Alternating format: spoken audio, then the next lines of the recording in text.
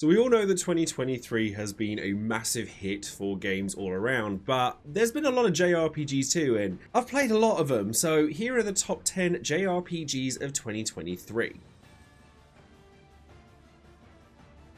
So we're going to start off with number 10, which is Tales of Arise Beyond the Dawn. Now I know what you're thinking, it's an expansion to kick off this list, and I'm also going to level with you guys. I don't vibe with Tales of Arise's story very much at all. However, what I do love about Tales of Arise is its combat, its music, and its presentation, and Beyond the Dawn definitely pushes that even further with an expansion that lasts a good 15 hours plus.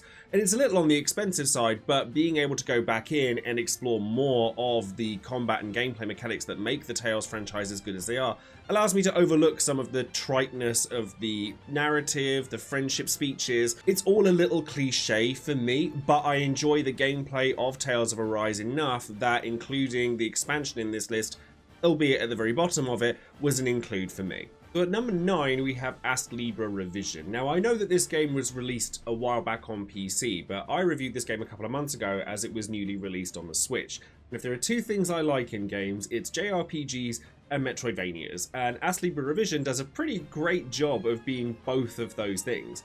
Now when I read reviews of it when it first came out, or from when it first came out on PC, people were talking about it like it was the second coming, and I don't think it's quite up to that level. But I really enjoy the ways in which you kind of progress with combat mechanics and the massive array of spells and abilities and weapons and gear that you get that allow you to customize the experience for yourself. I think, again, the story, a little bit anime tropey for my liking, certainly in the 3rd and 4th chapters of the game. But I think that it's got a narrative that is compelling enough for me to want to finish the game, and also the fact that the whole thing was made by a singular individual over the course of 13 years will never not be impressive to me. So at number 8 we have Fire Emblem Engage. Now I know that a lot of Fire Emblem fans aren't the biggest fans of Engage, much preferring Three Houses, which was the entry before, but I struggled with Three Houses, and the reasons I like Engage are the same reasons that a lot of people don't. So Three Houses was extremely slice of life heavy. Between each fight, you talk to all of your sort of characters and you build relationships with them. Very persona-y. Now, that's not my kind of game. What I want from a tactical RPG is sound combat, strong mechanics, and tactics. That's what I come to these games for, and Fire Emblem Engage served this in droves for me. I really enjoyed the Engage mechanics, pairing up characters with various different characters from previous entries in the Fire Emblem franchise, and I didn't have attachments to a lot of the characters, so I haven't played a lot of Fire Emblem, but now I will, because I've learned so much about these characters through Engage, and sort of exploring the DLC was really fun. Like, there were some great characters like Camilla and Chrom and Robin and Veronica even from Fire Emblem Heroes, which I just really enjoyed, and it's made me want to go through the other Fire Emblems in the franchise. So at number 7 we have the Final Fantasy Pixel Remasters. Now again, I know what you're thinking, these came out a while ago, but they actually were released on console very recently as of this year, and I think that the consoles are where these games belong. Not to mention the quality of life updates, like finally getting rid of that horrific font that was on the PC versions, as well as having trophy support. You guys know I love my trophy hunting, and I have all 6 of the Final Fantasy Pixel Remaster trophies now. And then there's also the ability to turn encounters off with the press of a button, and it just streamlines the experience for all 6 of these Final Fantasy classics so that everyone can enjoy them. So while the actual games themselves were released last year and the year before, I think this version of the Pixel Remasters is the best version of them. At this point in the video, I'm going to quickly mention a few entries that you're not going to see on this list, and that is primarily due to not having played them. And that's going to include Trails into Reverie and Trails into Azure, because I'm still working my way through Trails into Zero, and they're so huge that I'm going to have to make videos for them all on their own, but that's why you won't see Trails into Reverie on this particular list. And the same goes for Disgaea 7. Now, I love the Disgaea franchise, and I would really like to play Disgaea 7, but 2023 has been so inundated with releases that it's been hard to keep up with quite how many of them there are. And then I also won't be mentioning Honkai Star Rail in this particular video, because as somebody who has very much distanced themselves from the gacha style of gameplay, while I'm sure lots of people would put that game in this list, my list at the end of the day, I want to put it on here. So going back to the list, from this point onwards, this is where it's getting really tough and I'm splitting hairs, because the games underneath this I liked, but I wouldn't obsess over, whereas everything from here on out I adore. So at number 6 we have Super Mario RPG Remake. Now, I never got to play Super Mario RPG as a kid because it was one of many games that just never came out in the UK. So to be able to experience Super Mario RPG in the same way that so many of you guys have and love it for, and still be able to look at it with fresh new eyes as well, I was in love. I can now understand why the world loves Geno and Mallow, who needs to be protected at all costs. And I'm honestly grateful that I hadn't played it up until this point. I've made reviews on it already, but I really enjoyed my time with Super Mario RPG, and it is absolutely a game I would recommend to everybody. Now, number 5 on my list, I seriously want to be higher than this, but there is one factor that holds it back for me, and it's not even the game's fault, and that's Dragon Quest Monsters 3. I am still playing this game as this video is being filmed and edited because I love it so much. I loved the original Dragon Quest Monsters back on the Game Boy Color. While everyone else was playing Pokemon, I was playing that. And Dragon Quest Monsters 3, The Dark Prince, has really recaptured exactly all of the things I loved about that game. It's not hugely story heavy. It's a retelling of Dragon Quest 4, but from the perspective of the villain Sorrow. There's loads of monsters to collect. I love Dragon Quest's aesthetic and its, all the monster designs and how frivolous and fun the Dragon Quest series can be, and Monsters does a fantastic job of capturing all of it, and it's huge. The only reason it's not higher is because it's on the Switch, and I really lament the fact that the Switch just can't quite handle Dragon Quest Monsters 3 to the maximum potential that it has. However, if a PC port comes around, like it did with Dragon Quest Treasures, it could have even been higher on this list, and I might be cheeky and end up putting it in next year's list if its quality is anything to go by with a PC port. So number 4 on this list is going to be Final Fantasy 16. And yes, I'm classing it as a JRPG. Let's not get into it. I don't have the energy to argue. But I do really love Final Fantasy 16, and the fact that it's number 4 on my list here goes to show how good a lot of the games that have been released this year have been. Final Fantasy 16 is stunning, beautiful, gorgeous. Like, when this game hits, Bahamut, it hits hard, like really hard. And the story overall is very strong. I really enjoyed the action-heavy combat. I know a lot of people didn't, but I think that it actually sort of fit the game itself very well. However, I do think its pacing issues held it back from being at the top spot of my list or even in the top 3, because there were, unfortunately, moments in Final Fantasy 16 where I found I was getting a bit bored. I don't think that that's any fault of anything other than the focus of the narrative being in places that I wouldn't necessarily have put them, and I know that a lot of people really love the world-building aspect of these games.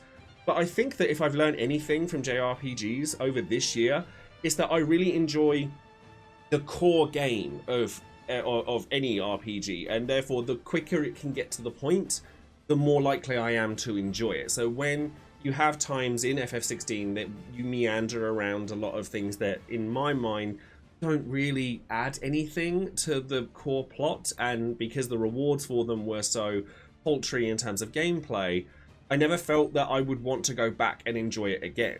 That being said, I would absolutely go back and play FF16 again in the future, knowing this, and know which fat to trim, as it were, through my next playthrough. And I really want to enjoy the DLC as it comes out as well. I'm very much looking forward to the Rising Tide, and I've already enjoyed the DLC that's been out already. And I think that going through Ultimania mode again would be really fun. I did some of it, but I never fully finished it because there were too many games to come out. But that on its own gives me reason to want to explore Final Fantasy 16 again, which is why it's number 4 on my list. Top 3, you could seriously interchange all of these, as well as another entry that I'm gonna sort of be cheeky and add in. But number 3 for me is going to be Star Ocean Second Story R. Much like Super Mario RPG, I never got to play Star Ocean 2. It actually did come out in the UK, I believe, when it was released on the PS1. I just never got to play it. But when I played Second Story R, I just fell in love with it. I like Star Ocean anyway. I really enjoyed Till the End of Time, Divine Force. Never played 4 and 5, and maybe one day I will. But Star Ocean Second Story R is how remasters should be done. Like, everything was just overhauled and brilliant. The gameplay was fun. The story was, you know, tropey, but it's a PS1 game, and it very much kind of gave me everything I personally am looking for, as do the other games in the top 3 as well. As I'm looking just to get stuck into the meat of the game. I love the fact that Star Ocean is completely breakable as well. It encourages you to do it. To be honest with you, I streamed my entire first playthrough of Star Ocean, and it was difficult not to break the game. And I actually find that to be a really positive trait, because you can not do it if you don't want to. But the fun you can have by just going, my characters are really overpowered by the end of this game, was something that I will definitely take into next year and remember. So the cheeky one I'm going to add in here that is going to go between the top 3 here, because it could easily be in the top 3 if it wasn't released at the end of last year, would be Chained Echoes. Like, I have gushed over this game numerous times. I did a video review of it last year, which is how I know it wasn't released this year, just because I loved so much of it. It was old school. It kept things going at a good pace. It, like, the mechanics of it, with the gauge in which you have to keep everything within a certain, like, you can't go too hard, otherwise you punish yourself for it. I liked the mech mechanics. I liked the story. The characters were all really likable. I think that Chained Echoes at least deserves a mention, purely because it was released so close to this year that I think a lot of people maybe haven't experienced it, and you absolutely should, because it was in my list for last year too. So the top 2 is really hard, because I love both of these a lot. But I'm literally, as we speak, I'm sitting there going, is this number 2 or number 1? Number 2 or number 1? Number 2 is Octopath Traveler 2. There we go. I've said it.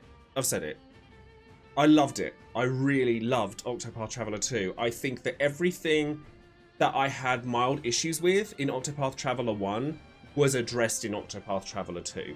I find the characters to be more enjoyable. I really enjoyed the fact that there were stories that involved more than one of the characters. I think the combat is much more refined than it was in Octopath Traveler 1. I just think that everything about the second game improves on an already fantastic formula.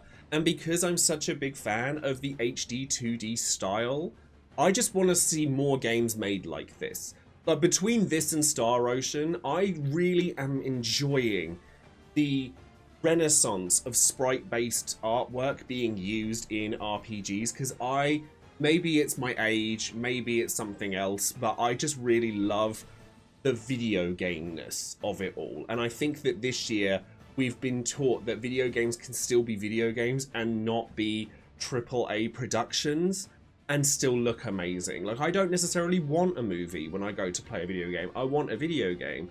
And everything in the top 3 of this list certainly gives this to me in droves. So I'm really splitting hairs between Octopath Traveler 2 and my number 1 pick, and Star Ocean. And yeah, you get my point.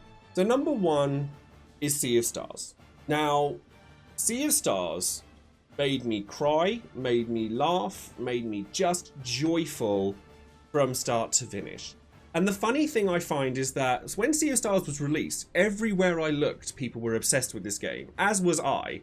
And yet over time, people have sort of started to feel negatively about it and saying that it's overhyped and that it's not as good as everyone says it is. Well, I think that's rubbish. I loved every second of Sea of Stars. Is it perfect?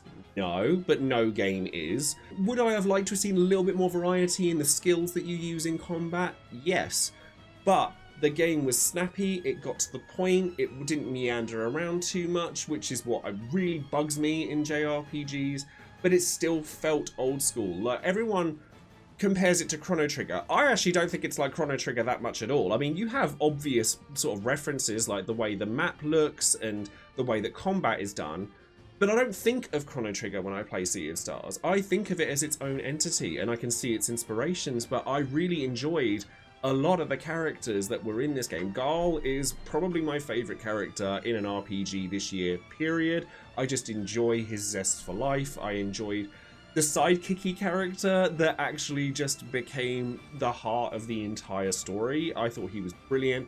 And I really enjoyed the skills that we did get, like the interaction. Super Mario RPG had this, Star Ocean had this.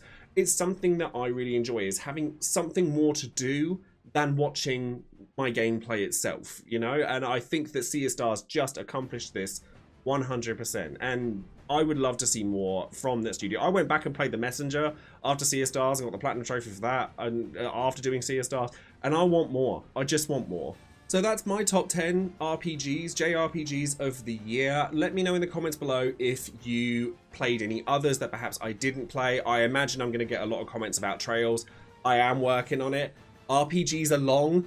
There are a lot of them, so there are only so many hours in a day, but I do really want to play them. But if there are any other JRPGs that you've perhaps played that you would recommend to me or to others, I would absolutely love to hear from you. Or perhaps you'd like to rearrange the order that I've got here, and if you disagree, please do leave a comment below and let me know what your favourite JRPGs were of the year.